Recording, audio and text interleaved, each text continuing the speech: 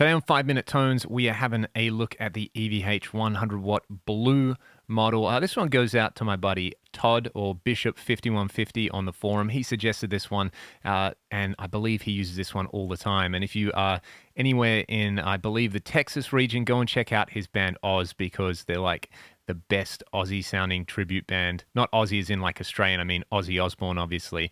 And every clip I've seen of him, he pulls killer tones. So this is how I would approach this particular model.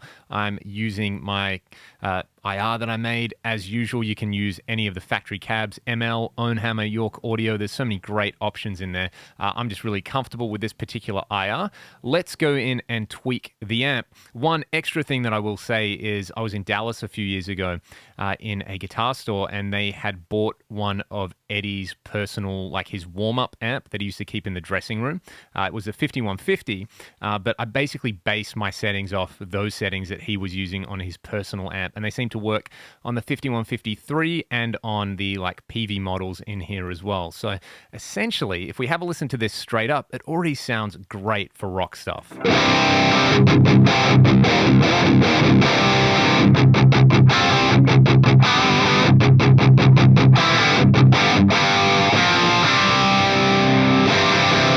Very, very nice. I mean, you can just go straight into the preamp section, add a tube screamer boost, turn it on, and you've got a great hard rock sound.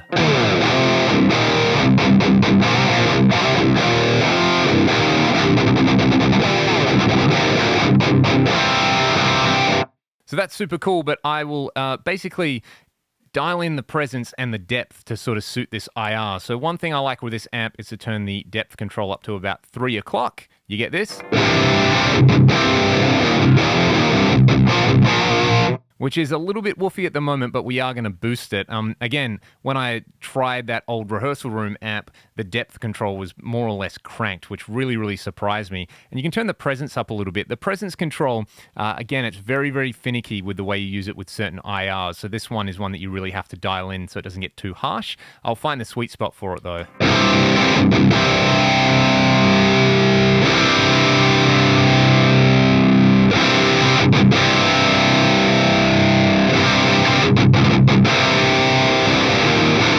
About 1 o'clock seems to be pretty good. And then from there, we're going to push the mids, because this is going to bring it to life.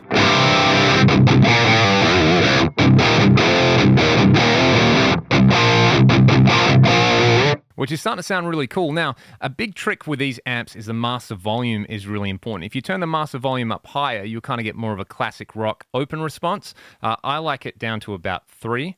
I'll compensate with the level on the amp, and you get this. It's going to sound a little bit hairier and more saturated.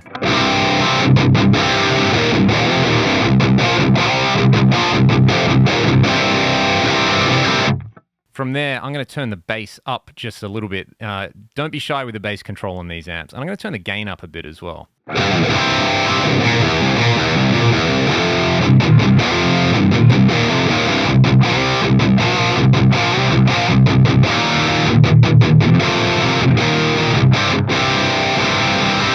Which is pretty cool. It's a little bit stiff feeling. So let's go to the power supply section.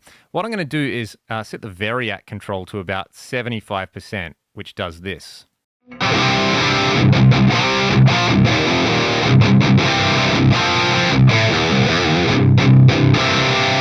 I'm also going to turn the supply sag up a little bit, just to give it more of a like squishy Marshall kind of feel.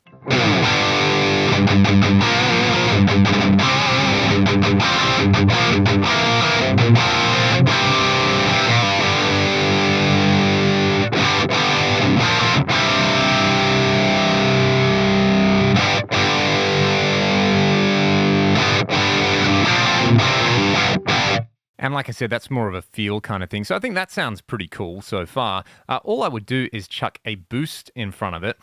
The classic tube scream is really good. The super overdrive is really good too as well. Just turn the level up and you get this.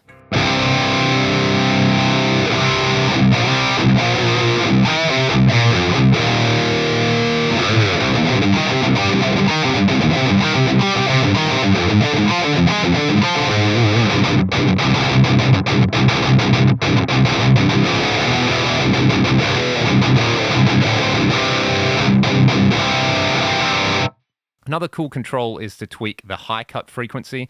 Don't be shy to bring this down to like, 6 or 7K or something like that. And the low cut frequency, bring that up a little bit. This will sort of smooth stuff out and tighten it up a bit.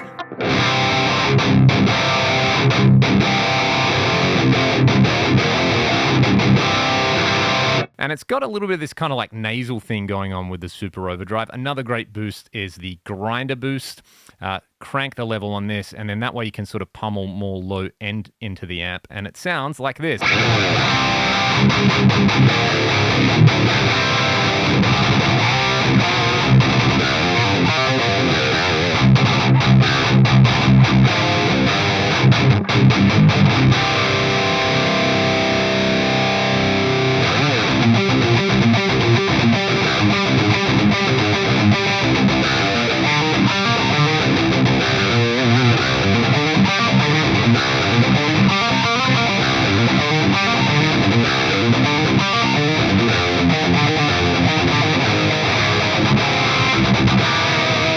And if you're playing at really high volumes, you might want to dial the presence back if you're using the grind. I mean, you can bring it down as low as 3 and you get this.